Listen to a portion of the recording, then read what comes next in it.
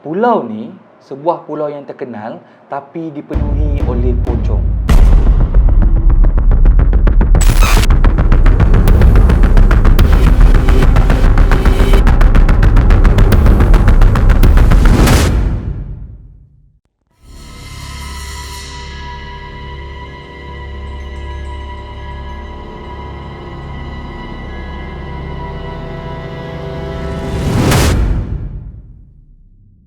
Allahumma salli ala Sayyidina Muhammad wa ala alihi wasallim. Walhamdulillahirabbil alamin. Assalamualaikum hadirin hadirat sekalian yang disayangi para penonton Story Puaka, yang dicintai para subscriber tim Puaka sekalian. So pada mana yang baru join, jangan lupa like, jangan lupa subscribe, jangan lupa on notification button. Nak diingatkan jugalah, kalau korang share cerita saya dekat TikTok ke dekat story mana-mana, jangan lupa tag, jangan lupa hashtag tim Puaka kita, geng. Dan cerita pada malam ni tak nak kita lengah-lengahkan masa lah. Sebab apa? Sebab cerita pada malam ni tentang sebuah pulau. Jarang tau dapat cerita pasal pulau ni. Kau nak tahu tak, dekat Malaysia ni banyak sangat pulau cantik-cantik. Dah lah cantik, air biru, pokok kelapa kemai rendang lagi. Buah kelapa dia kalau kita potong, minum time bulan puasa, syahdu, geng. Letak pula air batu kan, kita kacau, kelak bunyi dia. Tetapi di sebalik semua kisah-kisah pulau ni, nak tahu tak, ada sebuah pulau dekat Malaysia ni ada rahsia yang tertentu. Dikatakan orang pulau je tahu. Dia tak nak bagi tahu pelancong-pelancong ni, takut pelancong takut. Cerita hari ni dikongsikan oleh saudara kita yang bernama Emil. Bukan saudara kita lah, kawan kita. Bukan kawan juga, tak kawan pun dengan Emil ni. Nak cakap, Emil ni dia bekerja dekat pulau sebagai driver boat. Dia bawa boat daripada tanah besar pergi ke pulau, ulang-alik jadi driver. Memang itu je kerja dia hari-hari atas air, geng. Emil ni dia cakap memang dah lama dekat pulau tu, lebih kurang dalam 5 tahun. Dan pulau ni pula memang terkenal. Senang cakap, hari-hari ada je Emil bawa penumpang pergi ulang-alik pulau ke tanah besar ke pulau. Tapi pulau yang popular ni dikatakan ada satu rahsia yang orang pulau je tahu. Kenapa pocong terkenal sangat dekat pulau ni? Diorang ada buat family day ke? Bukan family day, geng. Sebab dikatakan dekat pulau ni macam ada satu daerah. Yang daerah ni hanya orang berilmu saja boleh masuk. Hanya orang ada ilmu je boleh nampak semua ni. Dan dikatakanlah dekat daerah itulah ditempatkan banyak pocong, pontianak dan juga makhluk-makhluk halus oleh pawang. Senang cakap lah, kalau pawang nak buat benda jahat, nak cari makhluk ke, nak letak makhluk ke, semua pergi dekat sana, geng. Tapi sebelum saya sambung cerita pada malam ni, macam biasalah, nak lampu merah satu, geng. Kalau pakai lampu putih macam hari ni, baik kita buat study group. Kau sabar kejap. Barulah seronok nak bercerita seram pada malam ni. Jemput duduk. Mari dekat-dekat, bawa lah moreh-moreh yang ada tu semua. So cerita pada malam ni nak dijadikan cerita lah, kan. Macam saya cakap tadi, pocong ni dikatakan telah pun diikat di setiap pokok yang berada di pulau tersebut. Dan pocong ni pula ada macam-macam jenis. Ada yang besar, ada yang kecil, ada yang panjang, ada yang lonjong, ada yang hitam, ada yang merah, ada yang kuning. Macam-macam jenis, geng. Macam korang pergi bazar Ramadan, tengok pilihan air, macam-macam warna ada. Itulah juga pocong, geng. Seram pula aku sebut banyak kali ni. Tapi nak tahu tak macam mana boleh jadi banyak tu? Sini aku nak cerita. Pada waktu dahulu, ada seorang pawang ni, diceritakanlah, tugas dia memang mengubat orang. Usually, lepas bantu orang untuk lepaskan saka ke, lepaskan belaan dia ke, dia akan simpan di daun-daun pokok bidara depan rumah dia. Senang cakap, setiap helai daun bidara dekat rumah tu ada benda dia. Pokok bidara ni tak adalah besar, mana lebih kurang dalam sepeluk macam gitu, tapi penuh dengan daun-daun. Dan pokok bidara ni memang dijaga betul. Orang lain tak boleh datang dekat, geng. Siap ada pagar. Dan orang kampung pun seakan dah tahu yang pokok tu ada penunggu yang sangat-sangat ramai, geng. Macam mana orang tahu? Senang ceritalah, kan. Pokok bidara tu kalau dilihat dengan mata kasar, seakan macam dah mati, geng. Sebab apa? Sebab daun-daunnya mati, berwarna coklat. Tapi pokok tu seakan subur, batang dia kuat lagi. Tapi kesemua daun dia berwarna coklat. Tak adalah semua, just a few.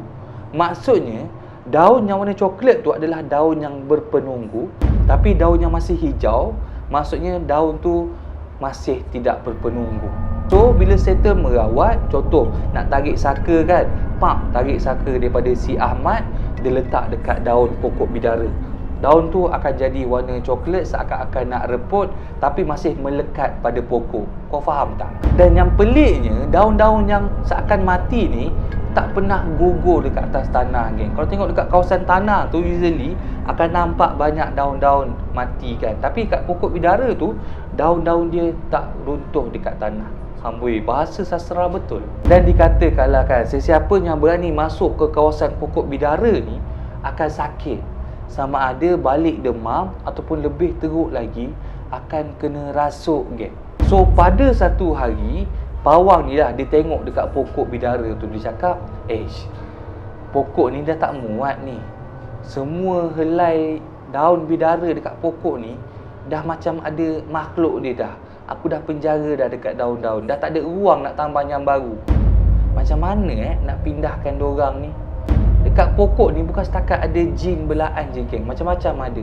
Ada setan, ada pontianak, toyol, macam-macam lah. Senang cakap, macam ibarat kau pergi mall, macam-macam jenis produk ada. Dekat pokok bidara tu macam-macam jenis hantu ada, geng. So nak dijadikan cerita lah kan, si pawang ni satu hari dia decide dia nak pindahkan semua makhluk ni ke tempat baru yang orang tak tahu.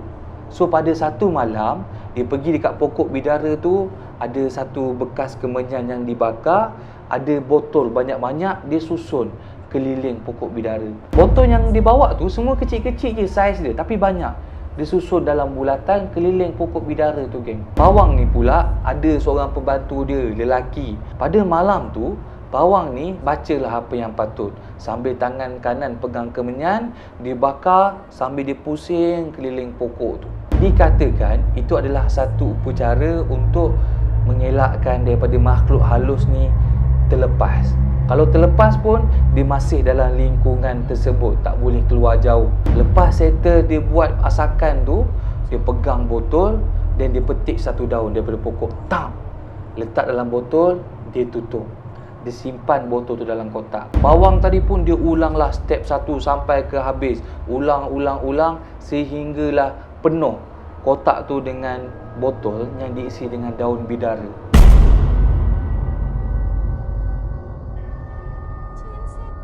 Kalau tadi botol tu ringan sebab botol kecil, rasa macam ringan gila kalau angkat. Tiba-tiba pembantu dia nak angkat botol, nak alihkan, nak ganti botol yang baru, kotak tu berat sehingga memerlukan 2 orang untuk angkat, untuk alihkan botol tersebut. Pawang ni cakap dia dah tahu nak letak dekat mana. Dia nak letak dekat pulau supaya tak ramai yang boleh pergi ke sana. Pulau ni pula kita cari pulau yang menarik, pulau tempat bercuti. Sebab apa? Sebab nanti bila orang pergi ke pulau tu, niat dia nak bercuti, bukan niat nak memburu hantu ke apa. Kalau dia letak dekat pulau yang terbiar, nanti takut akan ada pawang lain yang pergi, yang tahu dekat situ banyak makhluk-makhluk yang telah diikat. So dah settle semua, letak dalam botol. Pawang tu pun pilih hari untuk pergi ke pulau tersebut. Memang negeri pawang duduk ni memang bersebelahan dengan pulau tu lah, memang dekat sangat, geng. Kira-kira lebih kurang dalam 5 buah kotak yang dibawa.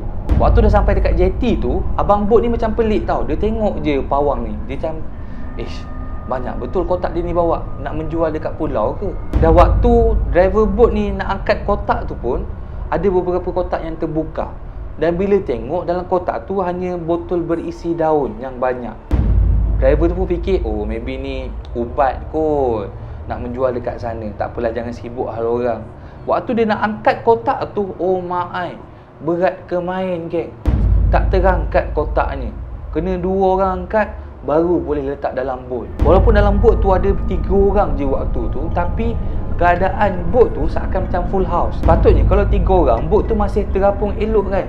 Tapi seakan macam tenggelam sedikit. Macam bot tu betul-betul berat, betul-betul penuh dengan orang. Abang bot tu pun dia rasa macam curious, macam nak ingin tahulah, senang cakap.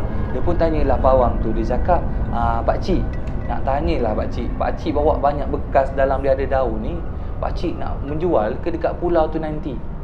Pawang tu senyap, tak tunjukkan sebarang rasa nak menjawab. Dia pandang je driver tu. Dia pandang ke depan. Driver tu rasa macam, ui sombong betul pakcik ni. Tak apalah, aku buatlah kerja aku straight je pergi ke sana. Sampai je dekat pulau, pawang ni terus angkat barang-barang dia satu persatu pergi masuk dekat homestay yang dia telah pilih. Brother boat tadi pun dia upah tolong angkat sekali sebab berat geng. Malam tu mulalah projek pawang ni geng, di mana dia bawa keluar satu kotak, dia masuk dalam hutan ditemani oleh pembantu dia tadi.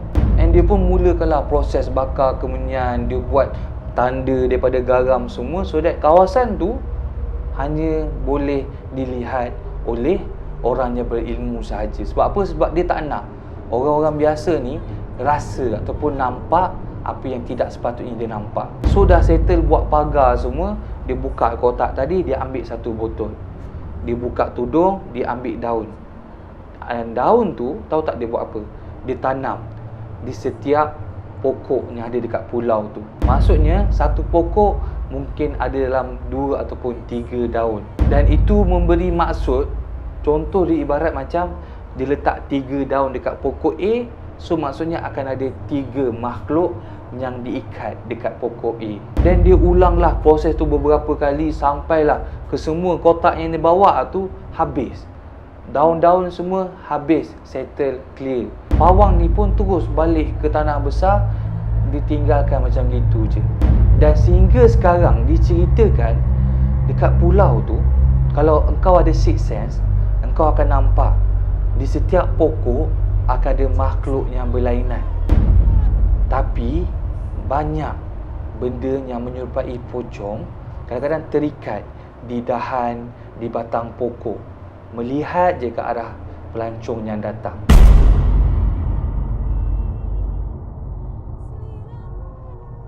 Tapi benda ni hanya boleh dilihat oleh mereka yang dapat lihat. Kalau engkau tak dapat lihat, engkau macam acah-acah tahu, tak dapat tengok geng. Sebab itulah awal-awal tadi aku cakap, dekat pulau ni ada satu kawasan, daerah dia yang hanya boleh dilihat oleh mereka yang mempunyai mata ketiga. Bukan dajal geng, yang mereka mempunyai sixth sense. Dan pulau tersebut masih berpenunggu di setiap pokok yang ada sehingga ke hari ini.